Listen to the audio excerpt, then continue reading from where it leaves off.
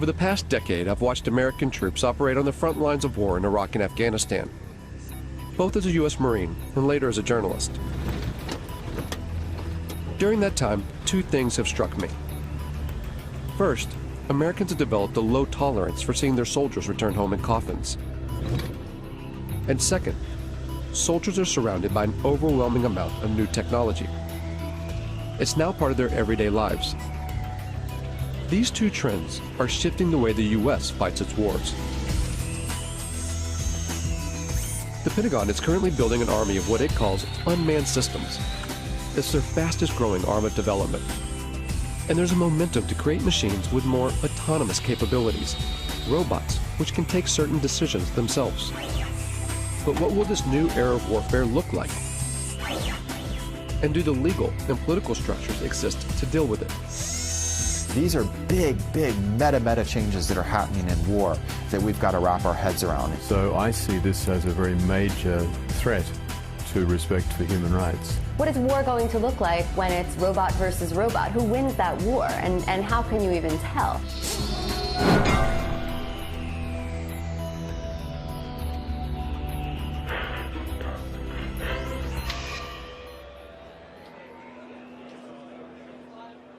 This is the largest gathering of robotics companies in the world. It's organized by AUVSI, the Association of Unmanned Vehicle Systems International. So these are successfully used in operations at the reactors. Hundreds of private corporations and university researchers are here to show off their latest cutting-edge inventions. And so there's things that we can actually pick up with the gripper, use them to defuse a bomb, and then put them back. They're all either selling their products or soliciting funds for their projects.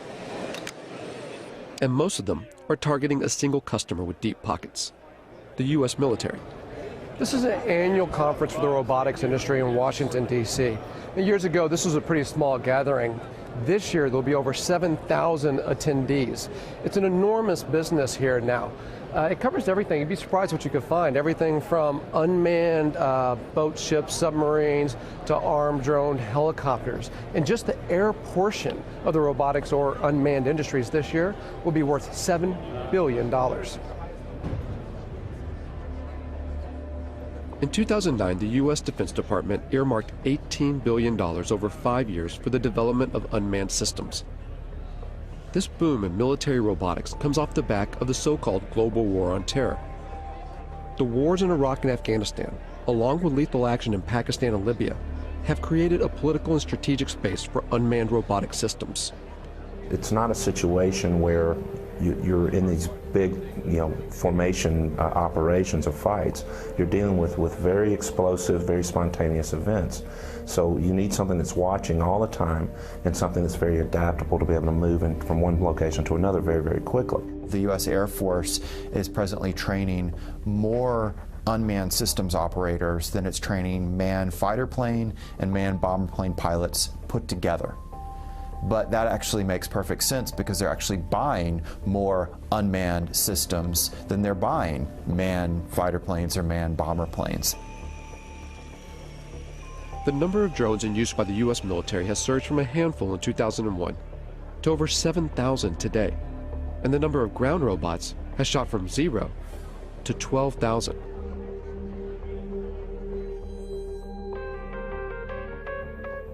When you start to take a look, the amount of robot research funded by the U.S. military is astonishing.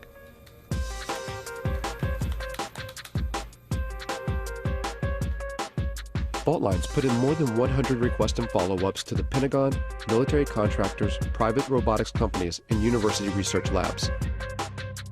But gaining access to see how these tax dollars are put into use isn't easy. When we could actually get a response, it was almost always a firm no. After several months of chasing, only a handful agreed to allow us to film.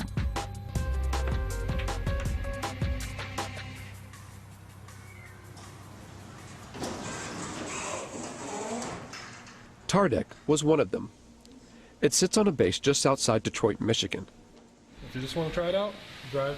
Seriously? That's it. An Army research facility from World War II. It used to build tanks. Wow, look at that. Now much of their work is dedicated to robotic technology. What we're looking at here at Tardec is unstructured environments, So robots that can move out of the area of very strict programming. So one of the ways of doing that is through teleoperation. So we have, it's not the classic robot, it's somebody actually controlling something. It's not a remote controlled car because it's doing it through a TV set. All the robots here are collaborations between TARDEC and private companies or university labs, or both. Companies like iRobot in Bedford, Massachusetts. This is the home of the PackBot, one of the first ground-based robots the U.S. military adopted after 9/11. Thousands are being used in Iraq and Afghanistan to defuse improvised explosive devices, or IEDs. The old way of doing business was to ask an individual, our sons, our daughters, our brothers, our sisters, to mount up one of those heavy, cumbersome, hot bomb suits and literally to waddle out to go face to face with an IED. Today, we do that at distance, and we do it virtually via a robot. Much, much better way to do business. So the interesting thing about this one is light. It weighs about 5 pounds or so. And here's what the military wanted. A robot that you could throw, say over a wall or something, and then look, it rights itself. And now you can see over that wall with the cameras on that robot. With video game-like controllers, soldiers can guide recon robots like this one to see over walls or defuse bombs. These ground-based robots add a buffer between the soldiers that use them and a potential threat, whether it's a bomb or a human enemy. But technology designed to save lives can be easily modified to kill. The step between putting a laser beam on someone's forehead, it's not a technological leap to then putting a bullet in their forehead. It's actually a legal political question. We feel strongly and ethically that there has to be a man in the loop. If you look at the history of any military technology, it typically starts in reconnaissance, then becomes frustrated that you see bad happenings but can't deal with them, and it evolves to strike. Really, the technology will happen. It's how we're going to deal with that technology. While the idea of arming ground robots still seems taboo, in the air, it's a line that has long been crossed. At a Utah Army testing facility, the military has invited members of the media to a display of its unmanned aerial systems. We're going to showcase that entire package for you here today in a way that I think is going to really resonate with you once you see what's inside and behind the curtain. It's the largest drone demonstration the U.S. Defense Department has ever allowed to be filmed. As the drones fly overhead, journalists watch the mock operation from inside a hangar. From 7,000 meters in the air, the Gray Eagle hunts its target. 8-9, Overlord Maine. Maintain eyes on that truck. It's estimated that the Pentagon will invest nearly $37 billion toward drone development through 2020, advancing unmanned systems more than piloted aircraft. Oh, I think it's fundamentally changed warfare. I think it's fundamentally changed the way we operate. I think eventually it's going to fundamentally change the way we live in the United States. And now we have a technology that allows you to carry out acts of force without having to think about some of the consequences, the political consequences of sending sons or daughters into harm's way. So in my mind, the barriers to war in our society, they were already being lowered. Now we have a technology that literally takes those barriers to the ground. Apache 17, track target 2. All of which make it such an attractive tool for the U.S. But drones are some of the most controversial weapons in the American arsenal, particularly in their use for targeted killings, a phrase first termed under the Bush administration's so-called War on Terror, to use lethal force against specific individuals. It means killing people, often outside official war zones. The program has been ramped up under the Obama administration. In places where there would be very serious geopolitical ramifications and the ramifications of American lives being placed on the ground in those dangerous situations, the drone appears like a silver bullet. Pakistan has borne the brunt of this silver bullet. And it's all secret. The CIA, not the military, runs the Pakistani drone program. The CIA is not required to offer any information about its operations, how it selects its targets, who's in charge, and how many people are killed. And the Obama administration will not officially discuss the CIA drone program, not even to confirm or deny its existence. If they can't even say the word, where's the accountability? How could we even know how well this program is working, even if you want to put aside the questions about whether we should be using drones as instruments of war? There's just so little transparency and so much opacity when it comes to this program, when it belongs to the CIA, that some people now think if it belonged to the military, you could at least get more insight into how it works and then debate about whether it should be run this way. Reportedly, civilians and private contractors control the CIA drones, pushing a button from their offices thousands of miles away in Langley, Virginia. At the time this film was made, there have been 308 drone strikes reported in Pakistan since 2004. 256 of those under President Obama. That figure could be far higher. Over 200 strikes hit the region of Waziristan alone, roughly one attack every 4 days. Conservative estimates put the total number of deaths around 2,900.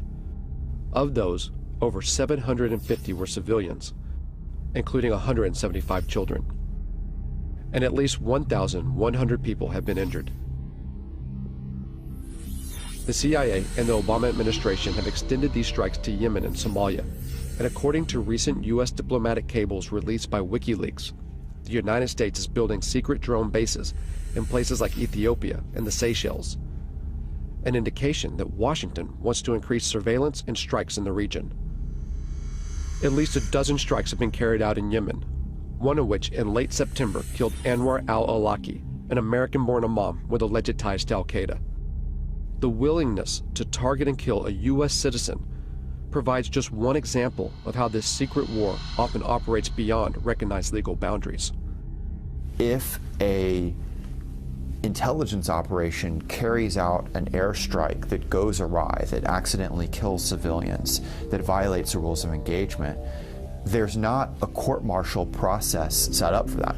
There is, in my view, at the end of the day, no accountability for what is going on now.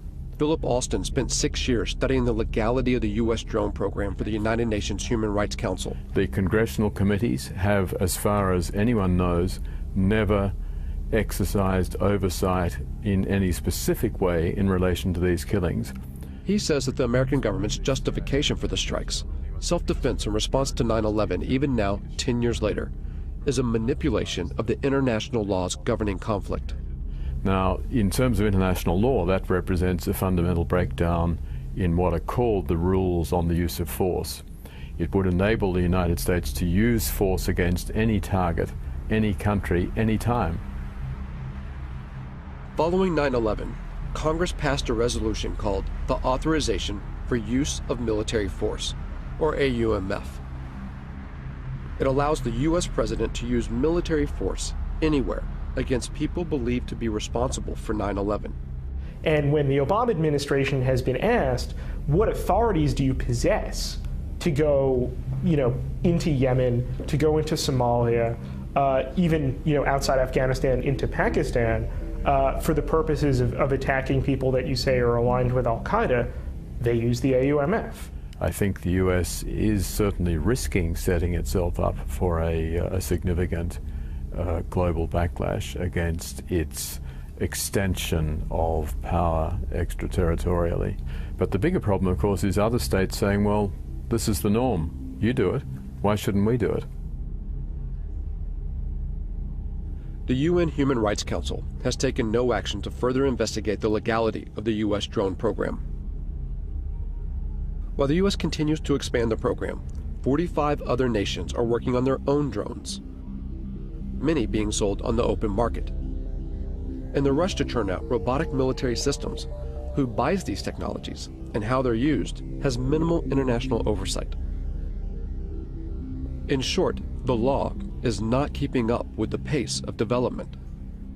You know, technology doesn't stop, and that's, I think, one thing that people need to realize is that it's accelerating ever faster, not just in the number that we're using it, but how advanced it is. The accelerated pace of development is such that it is inevitable that we are creating machines that are going to be able to do things we cannot currently conceive of them doing. I think if the United States were serious, part of this major program to, if you want to create a word, to robotize its war-making functions, would be to build in various safeguards designed to ensure respect for the laws of war.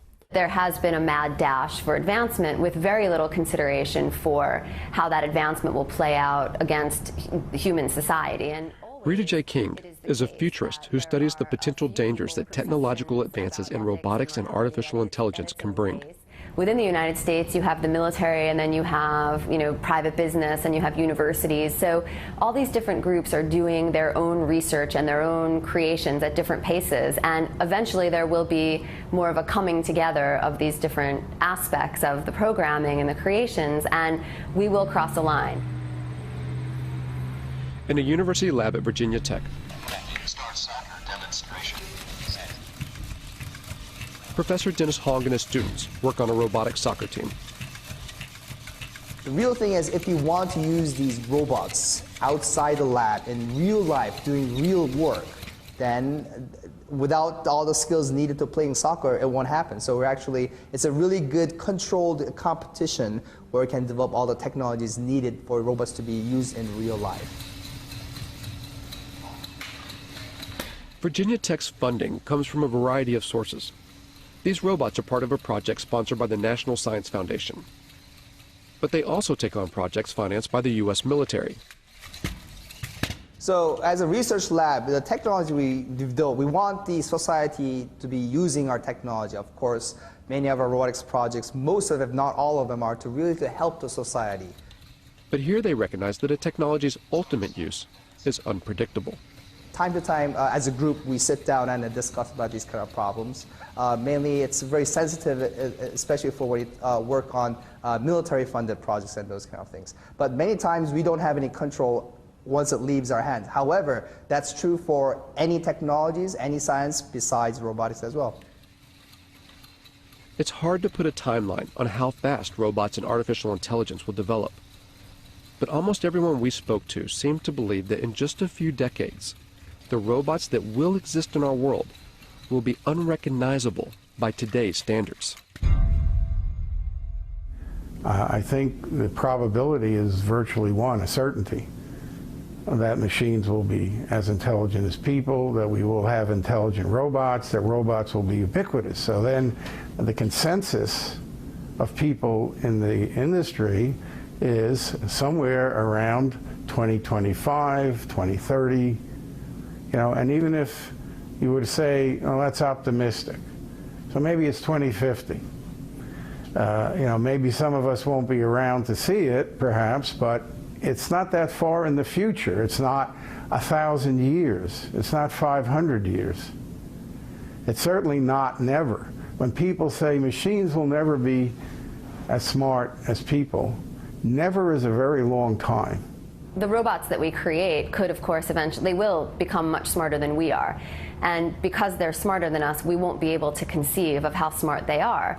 And we'll have no control over that. And I don't think our brains are really equipped to accept the enormity of what that means, because we do find ourselves intelligent now. Science fiction stories have always made predictions about conflict between machines and people.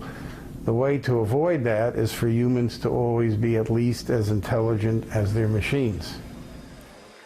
While we may not know exactly if or when robots will become as intelligent as humans, at AUVSI, the talk of autonomy, of military robots taking more decisions by themselves, is growing. Work on the next generation of autonomy, maybe before it's really needed, to show where it can go. General Riggs talked about unfair advantage, and I'm in full agreement with him. We want unfair advantage. We want lots of unfair advantage. Why shouldn't we? And unmanned systems, and especially weaponized unmanned systems, clearly provide a huge advantage. So how far will robot autonomy go? And will a robot ever be allowed to make the ultimate decision, to take a human life. Officially, the U.S. military claims there will always be a man in the loop, that a human will always make the decision to kill. But there are signs that this may not always be the case. In 2006, the Army funded a major study to find out if lethal autonomous robots could be programmed to act ethically on the battlefield. There's a long and rich history of war crimes in every war. We try and train our soldiers, and soldiers are instructed in this, but we are human beings. And there is emotions, there's anger, fear, frustration. We don't have to put those in autonomous systems. We can engineer out the emotions that get in the way. Ron Arkin, a professor at Georgia Tech, worked on this study and argues that robots can be more ethical than human soldiers, even in decisions to kill, by programming in what he calls bounded morality. You establish a venue, a region, or a task environment, or a mission under which the system is operating, and you engineer that system to make sure that it acts appropriately under those particular circumstances. Whether it makes that decision what to fire at, and when to fire, and who to fire at, that I think is a critical decision that we already sort of ritualize within the military decision process, and we shouldn't relinquish that. There's reasons to deny people their right to life, self-defense, intervening on behalf of another to defend their life. But those are decisions that human agents and moral agents should be making, and not automatic processes. I will never, ever make the claim that these systems will be perfect. But I do make the claim that, I have the belief that these systems can outperform human beings in the battlefield, ultimately from an ethical perspective. We do have a moral responsibility to try to prevent this, and to not invest our time and energy and resources as scientists, as a society, into building a technology that has that kind of capacity to kill people on its own. But for now, there are no signs that research like this will stop. Because there's an assumption that underlies not only Arkin's work, but also the billions spent on defense. The assumption that war will always continue. War is a very cultural thing. It's a kind of a social deliberation instead of a moral deliberation, or a cultural deliberation, if you will. Like, how do we want to fight wars? What is it to be a warrior in this society? And what does this society decide that war is about and is good for? In the past, battles had formal boundaries and ends, where each side had to bury their own. But as more robots go to war on behalf of humans, what stake does society hold? As killing becomes more automated, does it make war all too easy? So I think that is a big issue as far as what these technologies are going to do, and making war much easier to become involved in, and really detaching, especially in the United States, the American public from its sense of responsibility and moral and social deliberation that should go into deciding when wars occur. A lot of people say, well, why don't we stop working on this technology? There's a problem, though. You'd have to stop science. It means you'd also have to first stop war and stop capitalism.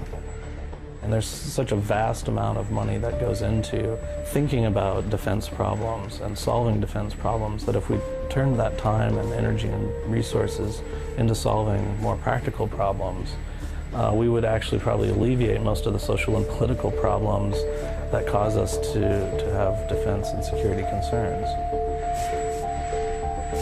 And the fact of the matter is that most of the funding that's going into robot research, of course, is to create a better war machine. And to what end?